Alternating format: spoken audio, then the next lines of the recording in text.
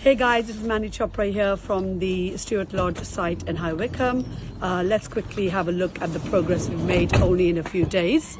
Last video you saw that whole side single story extension was demolished. Since then the brickwork and the blockwork has gone up in the last couple of days. So they started off doing the internal blockwork first, then they did the insulation in between, and now the brickwork around it.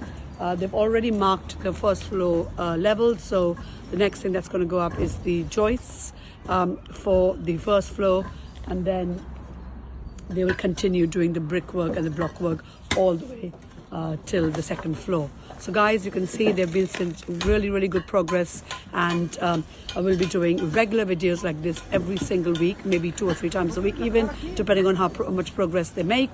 And we will if you want to come on our site tours and want VIP access to all our sites, then do look at our website teamtitans.co.uk. We do VIP exclusive access to all our site tours. Our next event is Thursday the 11th of May, and we've got an amazing event coming up with all about auction trading, arbitrage in auctions, and Piot and Saif talking about their best auction deals.